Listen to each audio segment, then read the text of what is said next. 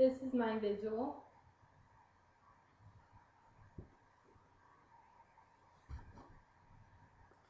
And my outline.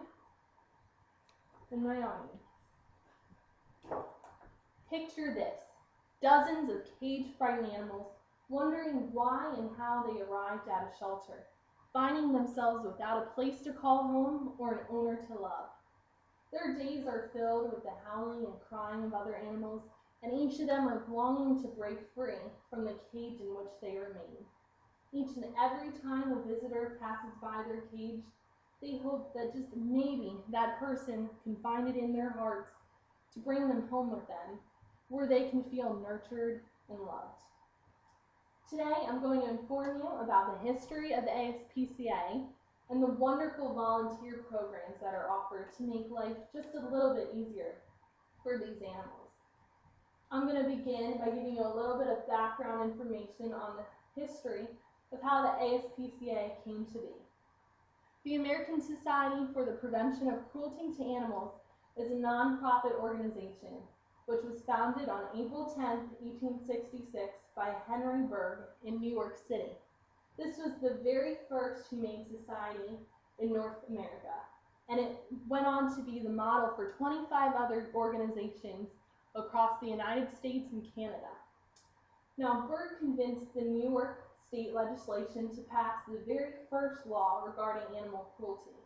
And this law, it let the ASPCA take action against animal cruelty and to let them investigate cases and to act upon them, including making arrests when necessary. Now that we've discussed a little bit about the history of the ASPCA, let's note the seriousness of animal cruelty present today. It's so extremely upsetting how much animal cruelty occurs. Animal abuse can take two different forms.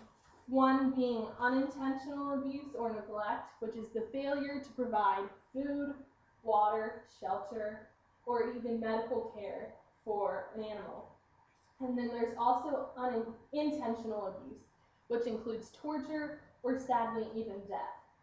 The statistics of animal abuse are of overwhelming proportion.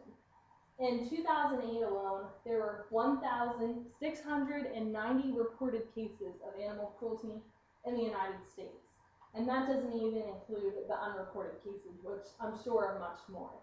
In Maryland, there were 17 reported cases. Now, this included 7 cases of neglect and abandonment, 3 beatings, 2 shootings, and 1 case each of hoarding, fighting, throwing, kicking and stomping, and burning with fire or fireworks. Already in 2009, there have been 635 reported cases in the United States. There are so many ways in which you personally can get involved to lend a helping hand for these animals.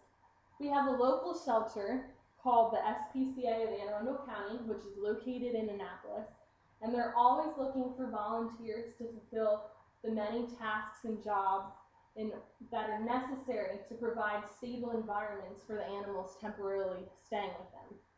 For the individuals that are dog lovers, dog walkers is an option to help release the energy of our canine friends who have been locked in small enclosed spaces for a long period of time.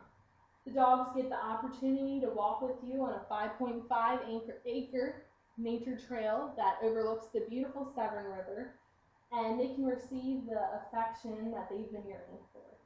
If you're, say, more of a cat person, you can be a cat socializer, and these people can take the cats and kittens out of their cages, pet them, groom them, and give them the affection that is much needed. And maybe you like event planning instead and helping out at functions. There's an event staffing options for volunteers of the ASPCA. You get to assist with special events, including helping out at information booths or maybe to sell merchandise at community events. One event is the annual Walk for the Animals at Quiet Waters Park in Annapolis. And this walk raises money and attention for animals in their shelter.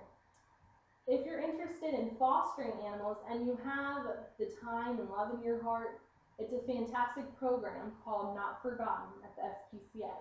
Puppies, kittens, sick animals, timid animals, or animals that are recuperating from injuries or illnesses need the personal touch of living in a home. Maybe you're more of a people person and you can be on the adoption follow-up committee. This committee meets every Tuesday from 7 to 9 p.m. and the volunteers call to check up on animals that have been newly adopted to see how they're adjusting to their new homes and new families. And lastly, if you don't have the time to dedicate, which a lot of people don't, you can donate blankets, toys, food, and that's equally as important. All of these small contributions make a huge impact in the lives of these animals, and I hope that you can now consider yourself more knowledgeable of the history of the ASPCA, more aware of this animal cruelty that exists in today's world, and the actions that you personally could take to help if you're interested. Animals don't have a voice to stand up for themselves, which makes it even more important that we do our parts and defend them. Any individual can make a difference, from reporting animal cruelty to donating supplies to donating your time and, most importantly, your love to these forgotten animals who have lost their way. Your lending hand will bring these animals one step closer to their own happy ending.